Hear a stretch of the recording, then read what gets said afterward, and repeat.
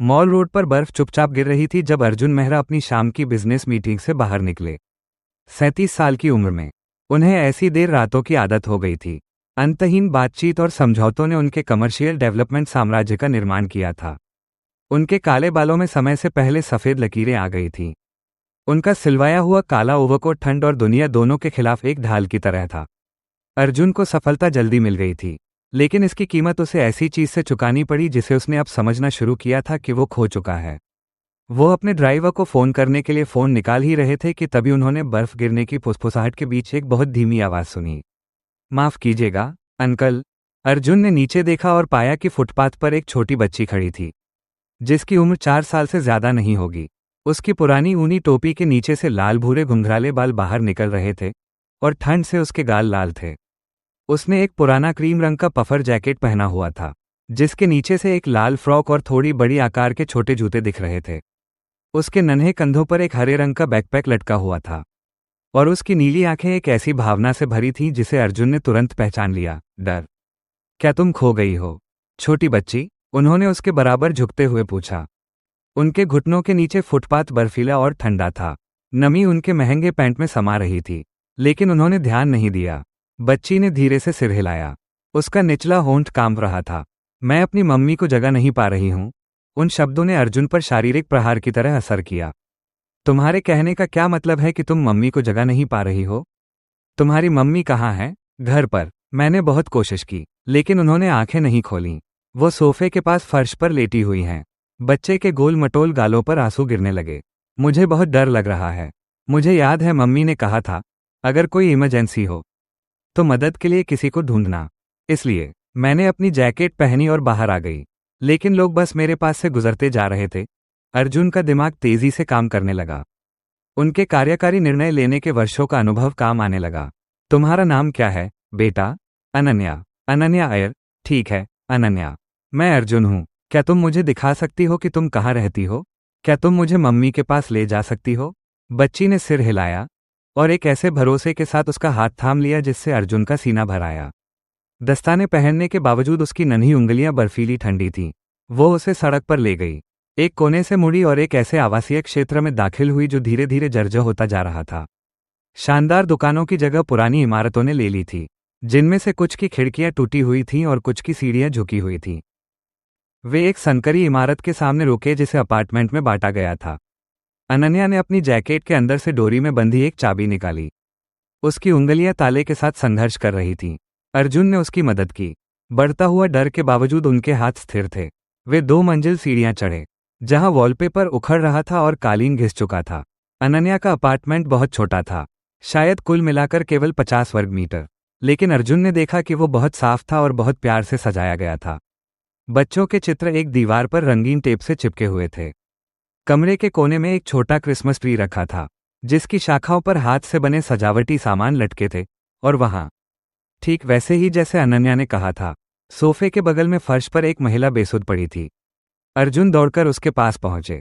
उनकी उंगलियां उसकी गर्दन पर नाड़ी ढूंढने लगीं। नाड़ी अभी भी थी, कमजोर लेकिन स्थिर। महिला युवा थी, करीब 30 साल की। उसके हल्के भूरे बाल गुथे हुए थे। बेहोशी में भी अर्जुन उसके चेहरे की कोमलता देख सकते थे। उसके चेहरे पर थकान साफ झलक रही थी। उसकी त्वचा पीली थी, बहुत ज्यादा पीली, और जब उन्होंने उसके माथे को छुआ तो वो बुखार से तप रहा था। अनन्या, मुझे मदद के लिए फोन करना होगा। जी।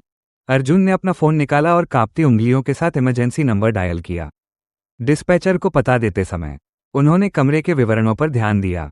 एक छोटी मेज पर मेडिकल बिलों का ढेर था, जिन पर लाल स्याही से ओवरड्यू लिखा था। काउंटर पर एक खाली दवा की शीशी। दीवार पर एक कैलेंडर जिस पर हाथ से शिफ्ट का समय लिखा था और डबल शिफ्ट को लाल रंग से मार्क किया गया था। पैरामेडिक्स कुछ ही मिनटों में पहुंच गए। अर्जुन पीछे हट गए और अनन्या को अपनी बाहों में ले लिया, जिसने अपना चेहरा उनके कोट में छिपा लिया था। बच्ची अब कांप रही थी और उसके खामोश आंसू महंगे कपड़े को भिगो रहे थे। उन्होंने धीरे से उसकी पीठ थपथपाई, उसे दिलासा देने वाले शब्द फुसफुसाए जिनका उन्हें खुद भी यकीन नहीं था। क्या उन्हें मधुमेह, डायबिटीज है? एक पैरामेडिक ने महिला के महत्वपूर्ण संकेतों की जांच करते हुए पूछा। मुझे नहीं पता, अर्जुन ने स्वीकार किया। मैंने बस उन्हें पाया। पाया? क्या आप परिवार के सदस्य हैं? नहीं, मैं उनकी बेटी मुझे ढूंढने आई थी। ये समझाना थोड़ा अजीब लग रहा था कि कैसे एक 4 साल की बच्ची बर्फीले तूफान के बीच एक अजनबी को ढूंढने निकल पड़ी। लेकिन पैरामेडिक ने बस सिर हिलाया और मरीज पर ध्यान केंद्रित किया। उन्होंने अनन्या की मां को स्ट्रेचर पर उठाया। हम इन्हें अपोलो अस्पताल ले जा रहे हैं, मुख्य पैरामेडिक ने अर्जुन से कहा। इन्हें डायबिटिक शॉक लगा है। ऐसा लगता है कि वो बीमार थी और दवा नहीं ले पाई। ये बहुत खुशकिस्मत है कि इस छोटी बच्ची को मदद ढूंढना पता था। अस्पताल में अर्जुन ने खुद को इमरजेंसी रूम के प्रतीक्षालय में एक असुविधाजनक प्लास्टिक की कुर्सी पर बैठे पाया। अभी भी अनन्या को गोद में लिए हुए बच्ची ने आखिरकार रोना बंद कर दिया था, लेकिन वो उनका हाथ छोड़ने को तैयार नहीं थी। एक नर्स उसके लिए जूस का डिब्बा और कुछ बिस्कुट ले आई थी, जिसे वो यंत्रवत चबा रही थी। क्या तुम्हारा कोई और रिश्तेदार है? अर्जुन ने धीरे से पूछा। दादा दादी, कोई चाची या चाचा? अनन्या ने सिर हिलाया। सिर्फ मम्मी है। पापा मेरे पैदा होने से पहले ही चले गए थे। मम्मी कहती हैं कि वो पापा बनने के लिए तैयार नहीं थे। अर्जुन को अपने सीने में कुछ टूटता हुआ महसूस हुआ। ये बच्चा, वो बहादुर लड़की जो अपनी मां को बचाने के लिए बर्फ में निकल पड़ी थी, दुनिया में बिल्कुल अकेली थी, सिवाय उस महिला के जो इमरजेंसी रूम के दरवाजों के पीछे अपनी जिंदगी की जंग लड़ रही थी। एक सोशल वर्कर सामने आए, एक थकी हुई दिखने वाली महिला जिसकी आंखें दयालु थीं और हाथ में क्लिपबोर्ड था। मैं मिसेस कुलकर्णी हूं, उन्होंने धीरे से कहा। अनन्या, बेटा, क्या तुम मुझे बता सकती हो कि आज रात क्या हुआ था? जैसे ही अनन्या ने धीमी, हिचकिचाती आवाज में कहानी सुनाई, अर्जुन को और भी बहुत कुछ पता चला। उसकी मां, प्रिया आयर, शहर के दूसरी ओर एक केयर सुविधा में नाइट नर्स के रूप में काम करती थी। वो कई दिनों से फ्लू से जूझ रही थी, लेकिन काम से छुट्टी नहीं ले सकती थी। आज रात डबल शिफ्ट से घर आने के बाद वह बेहोश हो गई। अनन्या ने वो सब करने की कोशिश की जो वो सोच सकती थी, यहाँ तक कि मम्मी के लिए पानी और फोन भी लाई, लेकिन प्रिया होश में नहीं आई। मुझे अनन्या को तब तक के लिए शेल्टर होम में ले जाना होगा जब तक कि उसकी मां ठीक नहीं हो जाती, मिसेस कुलकर्णी ने अर्जुन से धीरे से कहा। कोई और रिश्तेदार नहीं है? नहीं, वो शब्द अर्जुन की सोच से कहीं ज्यादा जोर से निकला। उन्होंने अपनी आवाज धीमी की। मेरा मतलब है, क्या कोई और विकल्प नहीं है? मैं उसके साथ रुक सकता हूं या वो मेरे साथ चल सकती है? मैं बस, आप उसे इस समय अजनबियों के साथ नहीं भेज सकती। मिसेस कुलकर्णी की भौहें तन गईं। मिस्टर मेहरा, मैं आपकी चिंता की सराहना करती हूं, लेकिन हमारे पास एक प्रक्रिया है। आप रिश्तेदार नहीं हैं, आप परिचित भी नहीं हैं। ऐसे हालातों के लिए सरकार के नियम हैं, तो मैं उन नियमों को चुनौती देने के लिए वकील नियुक्त करूंगा। अर्जुन अपनी खुद की प्रतिक्रिया की तीव्रता से हैरान थे। इस बच्चे ने अभी अपनी मां की जान बचाई है, एक अजनबी से मदद मांगने के लिए पर्याप्त बहादुर बनकर। मैं उसे उस एकमात्र जगह से अलग करके और अधिक सदमा नहीं पहुंचने दूंगा जहां वो सुरक्षित महसूस करती है, जो फिलहाल मेरे पास है। सोशल वर्कर ने उन्हें काफी देर तक देखा, फिर उन्होंने आह भरी। मुझे कुछ फोन करने दीजिए। 2 घंटे बाद अर्जुन की प्रतिष्ठा, उनके वकीलों की मेहनत और असाधारण परिस्थितियों के संयोजन के माध्यम से एक अस्थायी व्यवस्था की गई। प्रिया के ठीक होने तक अर्जुन अनन्या के संरक्षक, गार्जियन, होंगे, सामाजिक सेवाओं द्वारा दैनिक जांच के साथ।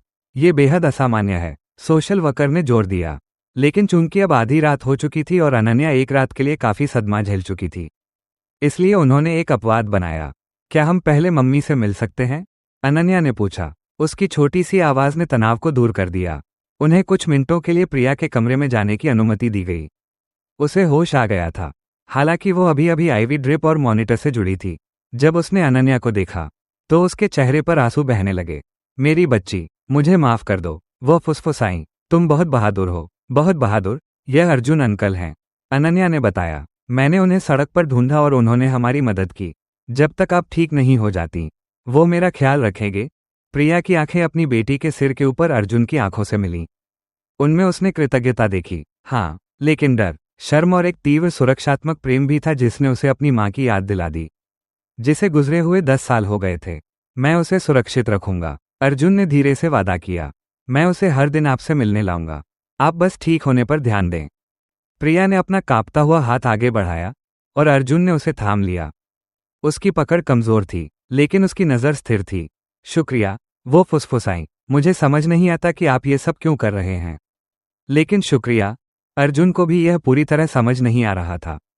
उन्हें बस इतना पता था कि जब अनन्या ने उस बर्फीले फुटपाथ पर उनका हाथ थामा था, तो उनके अंदर कुछ बदल गया था।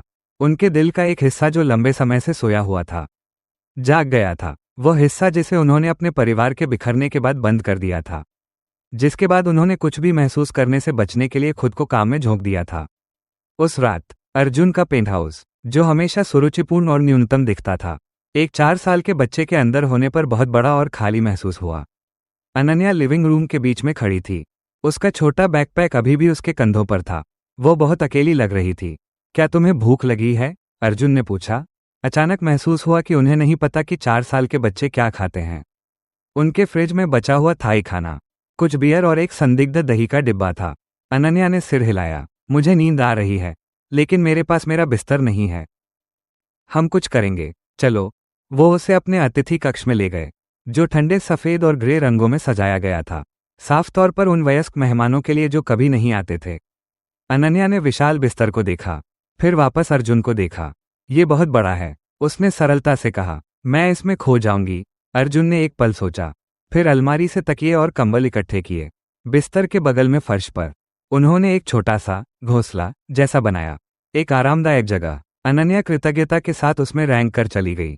अर्जुन अंकल, उसने तब कहा जब वो जाने के लिए मुड़ रहे थे। तुम मुझे बस अर्जुन कह सकती हो। अर्जुन, क्या तुम मेरे सोने तक यहीं रुकोगे? मुझे नई जगहों पर डर लगता है। वो उसकी अस्थायी क्यारी के बगल में फर्श पर बैठ गए। पीठ दीवार से टिकी हुई थी। अनन्या ने हाथ बढ़ाकर एक बार फिर उनका हाथ थाम लिया, और वे दालान की मध्यम रोशनी में वहीं बैठे रहे। मम्मी मेरे लिए गाना गाती हैं, अनन्या ने धीरे से कहा, लेकिन मुझे यकीन है कि आपको वे गाने नहीं पता होंगे। अर्जुन का गला भर आया। उनकी माँ ने कई साल पहले उनके लिए गाना गाया था, इससे पहले कि कैंसर उन्हें छीन ले जाता। वो इसे भूल चुके थे या भूलने की कोशिश की थी। मुझे शायद कुछ पता हो, उन्होंने धीरे से कहा, और एक पुरानी लोरी गुनगुनाने लगे, वे शब्द जो उन्हें पता भी नहीं था कि उन्हें अभी भी याद हैं। उनके पास वापस आने लगे। अनन्या कुछ ही मिनटों में सो गई। उसकी सांसें हल्की और स्थिर थीं, लेकिन अर्जुन वहीं रहे, उसका नन्हा हाथ थामे हुए, उस बहादुर बच्ची को देखते हुए जो अपनी माँ को बचाने के लिए बर्फीले तूफान में चल पड़ी थी। उन्होंने अपनी जिंदगी के बारे में सोचा, उन कांच और स्टील के कोनों के बारे में जो उन्होंने अपने चारों ओर बनाए थे, उन वर्षों के बारे में जो उन्होंने सफलता बटोरने में बिताए थे, जबकि उन सभी चीज़ों से संपर्क खो दिया था जो जीवन को सार्थक बनाती हैं। अगली सुबह अर्जुन ने अपने सहायक को फ़ोन किया और अपना पूरा शेड्यूल साफ कर दिया। उसके बाद वह अनन्या को खरीदारी पर ले गए। यह एक अजीब अनुभव था जिसमें यह पता लगाना शामिल था कि 4 साल के बच्चे किस आकार के कपड़े पहनते हैं, उन्हें क्या खाना पसंद है, किस तरह का टूथब्रश ब्रश करने को लड़ाई के बजाय खेल जैसा बनाता है। अनन्या ने उनकी मदद की, उन्हें सब कुछ धैर्यपूर्वक समझाया जैसे कि वो खुद एक बच्चे हों।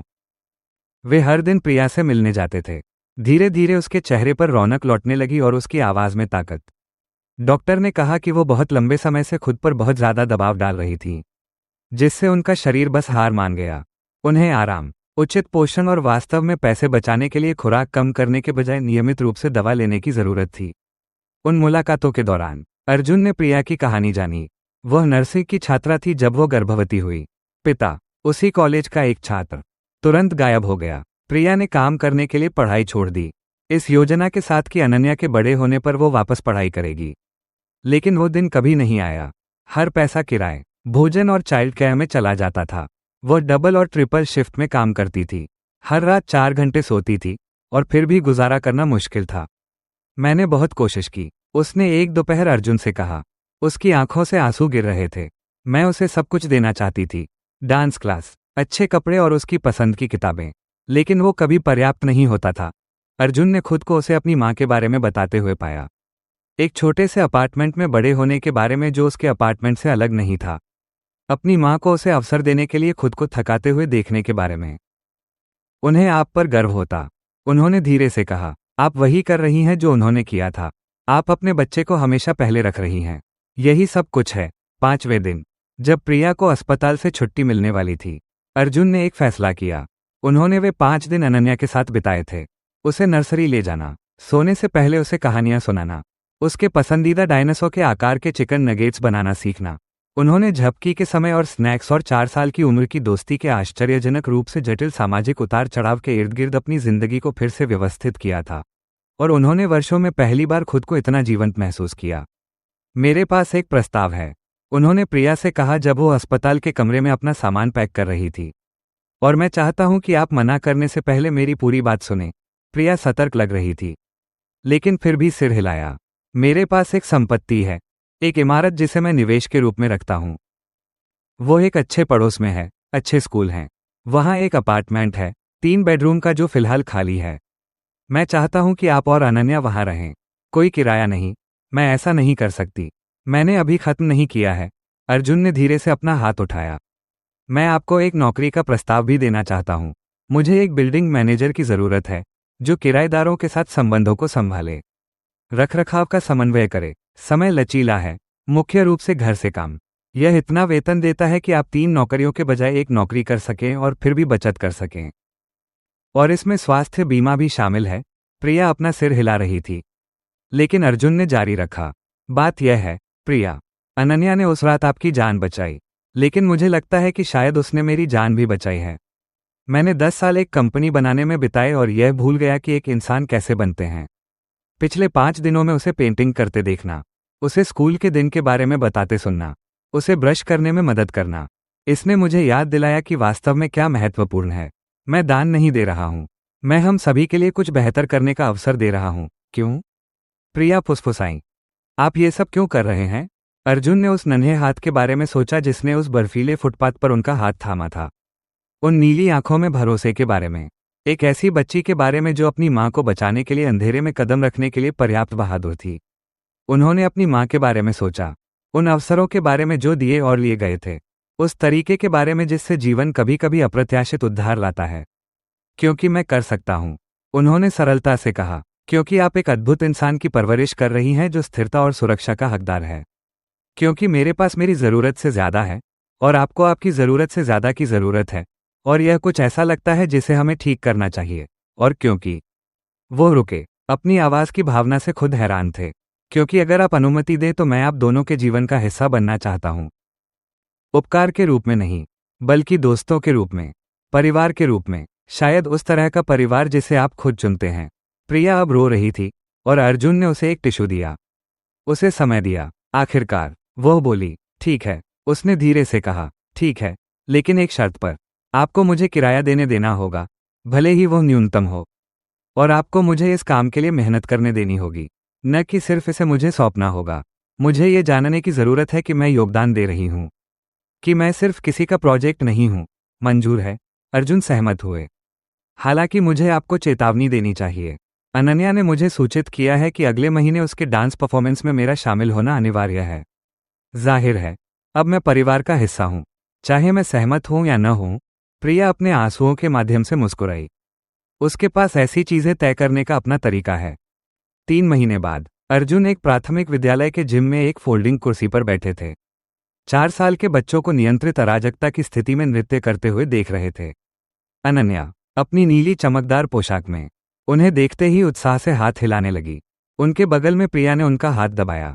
शुक्रिया, वो फुसफुसाई, हर चीज के लिए, उस रात वहां होने के लिए, परवाह करने के लिए। अर्जुन ने हाथ वापस दबाया। शुक्रिया, एक ऐसे व्यक्ति की परवरिश करने के लिए जो अजनबी से मदद मांगने के लिए पर्याप्त बहादुर था, उसे यह सिखाने के लिए कि दुनिया कठोर होने पर भी अच्छी हो सकती है। मंच पर अनन्या थोड़ा गलत दिशा में मुड़ी, एक दूसरे डांसर से टकरा गई, फिर खिलखिलाकर हंसी और जारी रखा। अर्जुन ने अपने दिल को एक ऐसे प्यार से भरा हुआ महसूस किया जिसे उन्हें पता भी नहीं था कि वो अभी भी महसूस करने में सक्षम हैं। उनका फोन काम के ईमेल, बातचीत के लिए ध्यान देने वाले सौदों, एकाग्रता की मांग करने वाले व्यापारिक समझौतों के साथ बज उठा। उन्होंने उन पर नजर डाली, फिर फोन का चेहरा नीचे की ओर कर दिया। सौदे इंतजार कर सकते थे। ये क्षण, वो बच्ची जिसने 5 साधारण शब्दों के साथ उनका जीवन बदल दिया था, वो अस्थायी परिवार जो उन्होंने बर्फ में पाया था, यही वो चीज है जो मायने रखती है। बाद में जब वे प्रिया और अनन्या को उनके अपार्टमेंट वापस ले जा रहे थे, अनन्या अपने प्रदर्शन के बारे में बड़बड़ा रही थी और प्रिया अपनी बेटी के उत्साह पर हंस रही थी। अर्जुन को एक बुनियादी बात समझ में आई, सफलता का माप उन इमारतों से नहीं होता जो आपके पास हैं या उन सौदों से जो आपने बंद किए हैं। इसे उन नन्हे हाथों से मापा जाता है जो भरोसे के साथ आपका हाथ थामते हैं, साधारण चमत्कारों में उपस्थित होने के विशेषाधिकार से, उस समय भी उपस्थित होने और देखभाल करने के चुनाव से जब ये सुविधाजनक या अपेक्षित न हो। अंकल, मम्मी जाग नहीं रही हैं। अनन्या ने उस बर्फीली रात को ये कहा था, और मदद मांगकर उसने मदद पहुंचाई थी। उसने एक ऐसे व्यक्ति को याद दिलाया था जो महसूस करना भूल गया था कि दिल अभी भी खुल सकते हैं, कि दीवारें अभी भी गिर सकती हैं, कि वास्तव में कुछ निर्माण करने के लिए कभी बहुत देर नहीं होती। जब वे इमारत के सामने रुके तो बर्फ फिर से गिर रही थी, कोमल और शांत। अनन्या ने अपना चेहरा खिड़की से सटा लिया। स्ट्रीटलाइट्स में नाचते हुए बर्फ के फाहे देख रही थी। यह उस रात जैसा है, उसने कहा। वो रात जब मैंने आपको पाया था। अर्जुन, नहीं बेटा, उन्होंने धीरे से कहा। रियर व्यू मिरर के माध्यम से उनकी आंखें प्रिया की आंखों से मिलीं। वो रात थी जब तुम दोनों ने मुझे पाया था, और उस क्षण में गिरती हुई बर्फ और कार में गूंजती एक बच्चे की हंसी और आंखों के सामने खुलते एक भविष्य के साथ, जो साधारण दिनों और असाधारण प्यार से भरा था। अर्जुन मेहरा को आखिरकार समझ आया कि वास्तव में अमीर होने का क्या मतलब है।